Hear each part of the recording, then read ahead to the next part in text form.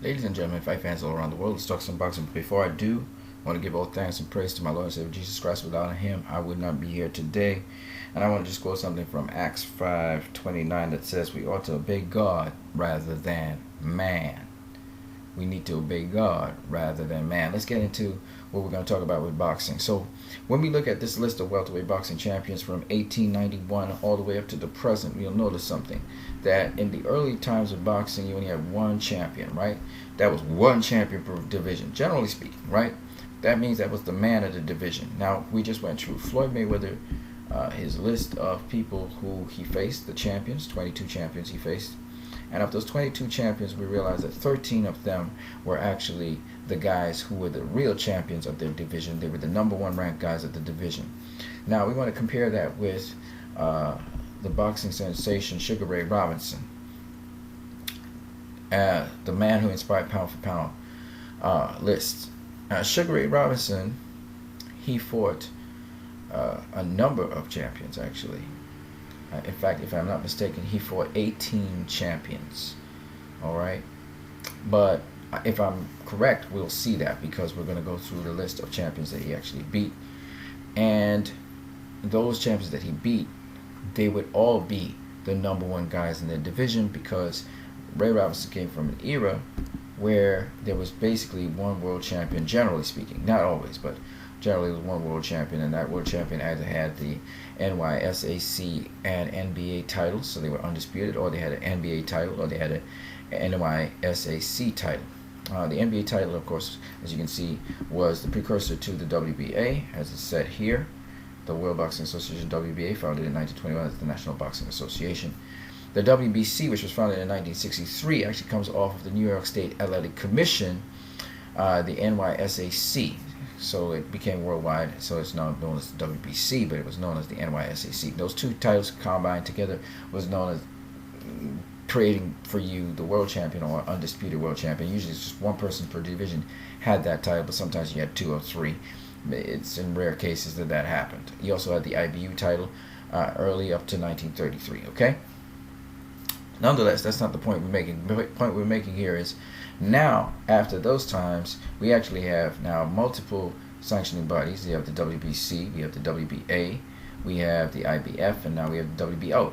So we have at least 4 world champions per division, but with the ranking system, we can determine who is the real dude of the division, the man of the division, as we like to call it. Sometimes it's the lineal champion, sometimes it is a guy who has proven that he is a head and shoulders above the rest. Not necessarily fought everybody, but he's head and shoulders above the rest.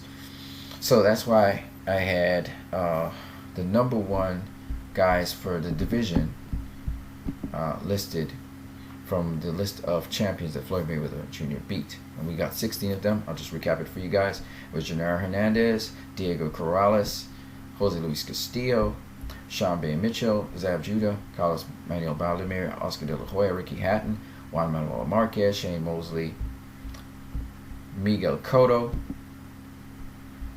Saul Canelo Alvarez, and Manny Pacquiao. 13 world champions, and all these were the guys who were the men of the division, the number one guys of the division, right? They were what people would call the real champions of the division. Okay, fine. So we're looking at Sugar Ray Robinson now, his career. How many of the number one guys in his division or in divisions before him, above him or below him, he beat, okay? These would be the number one guys. And it's easy to find them. It's just, once they became world champion, you knew they were the number one guy. All right, so let's start from the beginning of his career, work your way up. So, in the beginning of his career, the first world champion he faced was Sammy Angott.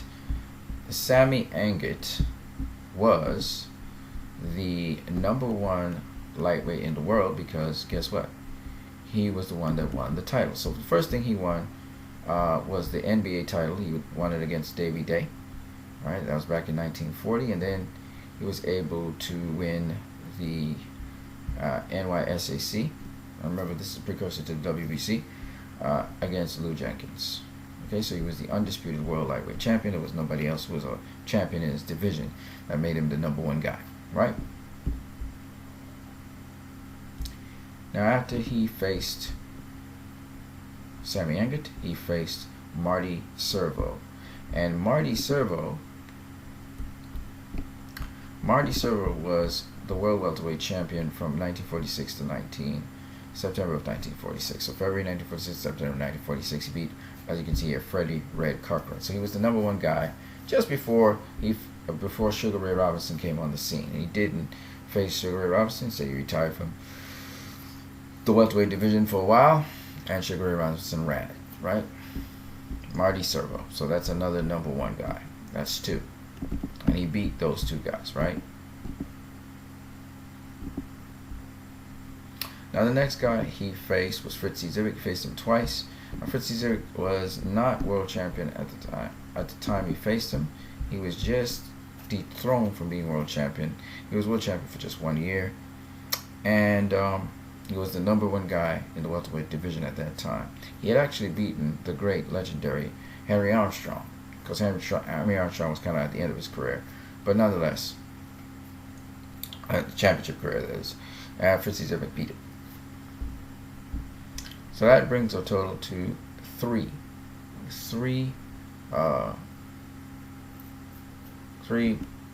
true-blooded world champions that Sugar Ray Robinson beat. The next guy was Maxie Berger, which you see right here.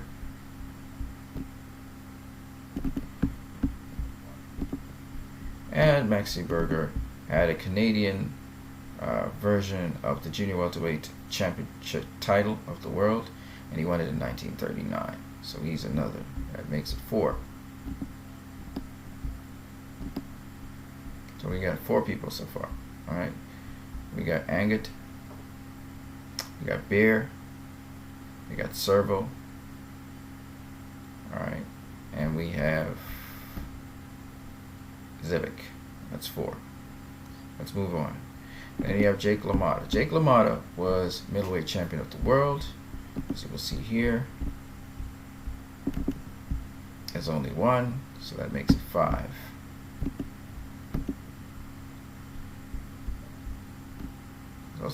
He also lost to Jake LaMotta, by the way.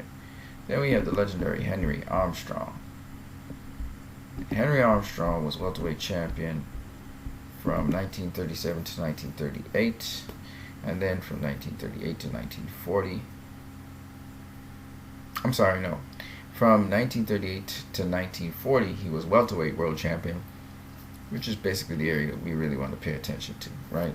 He was also featherweight world champion somewhere around that time. It kind of overlapped somewhere between May 1938 and September 1938. He was actually, not only was he featherweight world champion, which was the first thing he was, but he was also lightweight world champion and welterweight world champion, which is pretty remarkable. All right. And he makes number 5, I believe. Henry Armstrong is number 5. No, sorry, number 6. Because Jake LaMotta was number 5. So Henry Armstrong is number 6.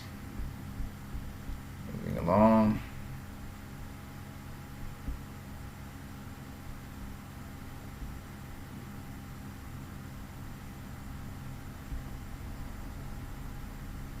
Number 7 is Kid Gavilan. And Kid Gavilan, basically, he became world champion in 1951. He defeated Johnny Bratton. And it was May 18th, 1951 when he defeated him. So he was world champion. He had the NYSAC and NBA titles, so he was the undisputed welterweight champion, right? He was the man of the division. Bobo Olsen. Let me scroll up a little bit. That's number 7, by the way. Kid Gavilan. Number 8 is Bobo Olsen. This comes a little bit later on here somewhere. Right. So here's Bobo Olsen. He later became, of course, Carl Bobo Olsen became middleweight champion of the world. And that makes it number 8.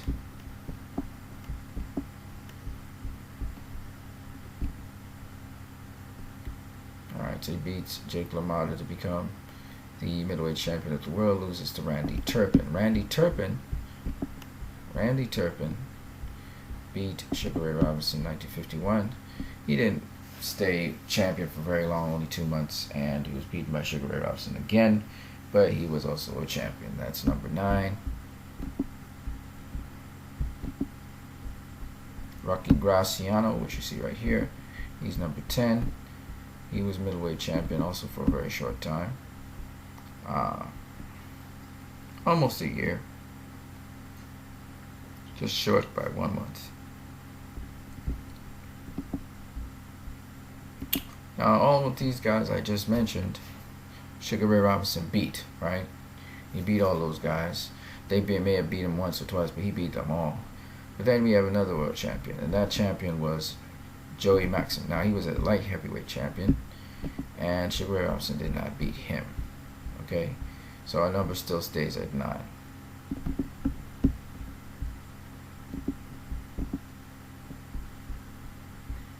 Sugar Ray Robinson retired from boxing, come back to boxing, beat Bobo Olson. Then he would face Gene Fullmer. Gene Fullmer would beat him. He would beat Gene Fullmer back. So Gene Fullmer is another name he beat, and that was number 10. Gene Fullmer was the world middleweight champion, and then he had the NBA version of the title. Okay. So Gene Fullmer is number 10. After that, he would beat Gene Fullmer, like I said, he had the title, and then he would lose it to Carmen Basilio. Carmen Basilio would beat him back to get the world title once again. Carmen Basilio, therefore, was another world champion he beat, which is number 11. You can see Basilio was both welterweight world champion and middleweight world champion. She was the man in 2 divisions. That's number 11. Paul Pender was a guy he never beat. So we can just look at it, but even though he was the man, Paul Pender, he never beat Paul Pender.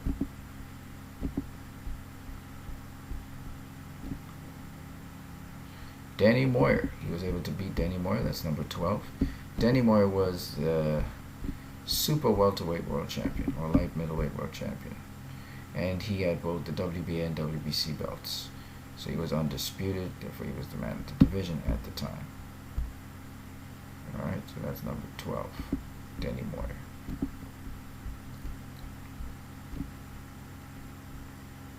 Now he faced Terry Downs, but Terry Downs also, he never beat Terry Downs. Terry Downs was the middleweight champion for a very short period of time as well, a year. After this, Sugar Ray Robinson faced Ralph Dupas, and he was able to beat him. That brings us to number 13. Sugar Ray Robinson beating 13 world champions like Floyd Mayweather Jr. I may have missed a world champion that he beat, you know, or I might have made a mistake in my count, right? Joey Giardello was the last person that Sugar Ray Robinson faced. He did not beat Joey Giardello either. Okay.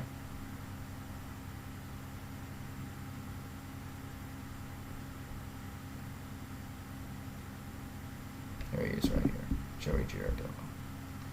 Okay, and this is Joey Giardello here. He was the undisputed middleweight champion, so therefore the man of the division from 1963 to 1965.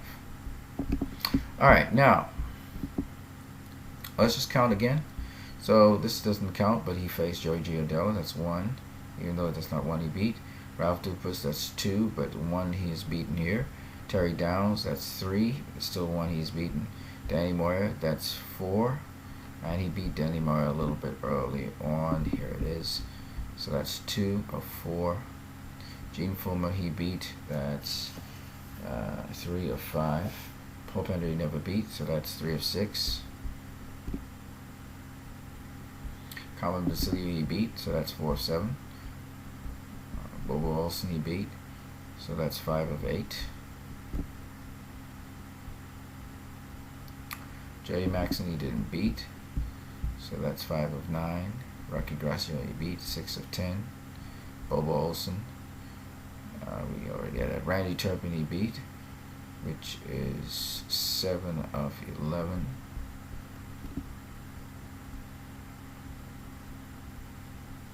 Jake LaMotta, 8 of 12.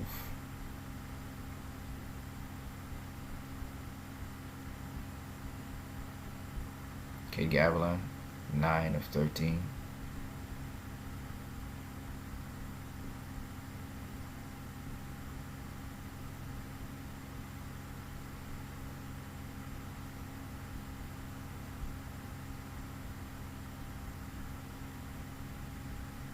Henry Armstrong, 10 of 14.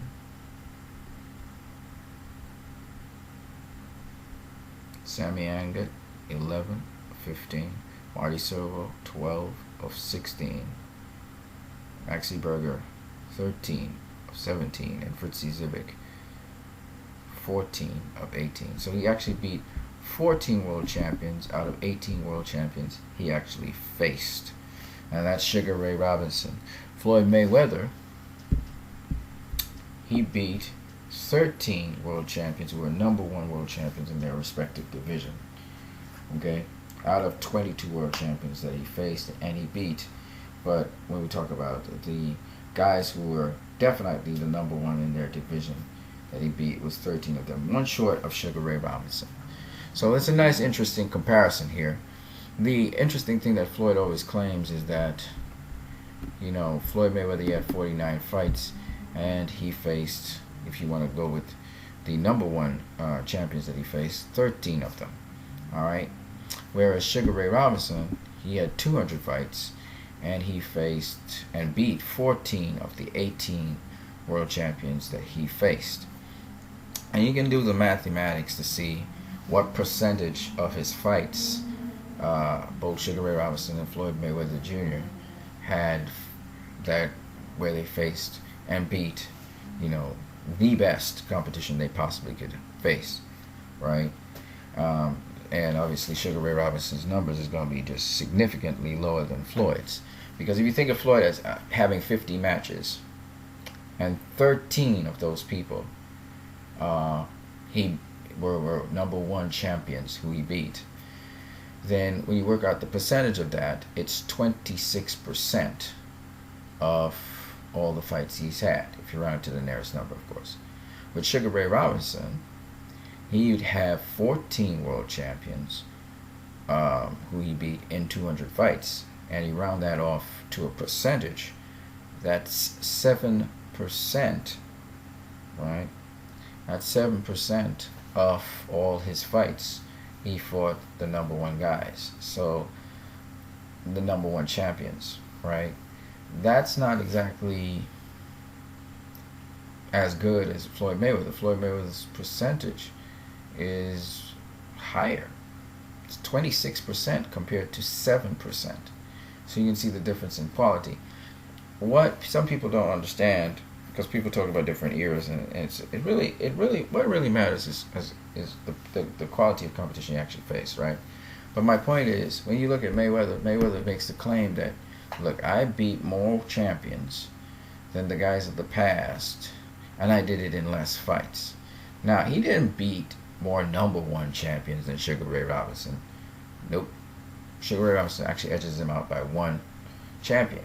But when you look at it in terms of fights, he did beat more world champions per fight that he's had than Sugar Ray Robinson has ever beaten. You know, so he has a point there. In addition, he obviously beat more world champions than Sugar Ray Robinson, but we can make the argument that this is an era where you have more world champions, right? He had 22 world champions, right? But of those 22 world champions, actually 18 of those world champions are WBC, WBA world champions, okay? Sugar Ray Robinson faced 18 champions who were both WBC and WBA world champions. Sometimes they weren't, okay, because the precursors were those. So if you want to go with WBC, WBA connections, Mayweather has more world champions using the WBC, WBA connections. But if you've watched my video before, you would realize that usually when Sugar Ray Robinson faced those champions, it was unified WBC, WBA, which cuts down on the amount of champions you have. Whereas if you're just a WBC champion or a WBA champion, it sort of, unless you're the man of the division, it sort of allows for more world champions to happen, almost twice the number, even though that's not what we got when we did the mathematics through time of the more world champions. It was, I think, you had 25 world champions between 1929 and 1969, 40 years. And you had, I think it's 40 world champions between 1977 and 2017, which is 40 years again, for WBC and WBA. Okay? Because remember, you can't repeat a world champion. So if he's a WBC world champion and he became WBA world champion, whether it's through time or it was simultaneously, he was unified. You can't repeat his name. You got to, So at the end of the day, it's not twice the amount, but it is more. Okay? Is it significantly more? It's 15 world champions more. It's per unit time. So it is significant. And unless you are the man of the division, which kind of eliminates all the other world champions there, it kind of makes it for a pretty difficult argument that you have more, that Floyd Mayweather Jr., that is actually significantly better than what Sugar Ray Robinson did. But when you pair them up, world champion to world champion, that is, we're talking about the top guys of the division. Floyd has 13 of them, and Sugar Ray Robinson has 14, one more. Okay? Per fight, Mayweather has the lead by miles. Okay? 25% to 7%. But if you're just talking plain world champions, Sugar Ray Robinson has that. I thought I would just share that with you guys and be able to compare one era with the next by sort of unifying things and trying to find a way to make it fair for both sides of the argument. Because what happens with these arguments is you have to look for a way to unify everything, to make it standardized, and you do that by using time. You do that by looking at what an undisputed world champion was. He was the number one guy in the division, right? He was at the top of the division, so you can use that logic and apply it now to modern day circumstances. Who were the guys who were at the top of their division that Floyd Mayweather actually fought? Whether it was formerly at the top of the division or currently or in the future, right? So that's how you do it. And by doing that, now you can really compare different eras, but you must have a certain degree of understanding. So at the end of the day, Sugar Ray Robinson still edges out Floyd in terms of world champions that he beat, which were actually undisputed world champions, which were actually world champions who were not questioned in their division. They may not be undisputed, but they were the guys at the top of their division, right? That they were viewed that way. And that's very important to remember. So, at the end of the day, this is what I wanted to share with you guys. You guys have a great one.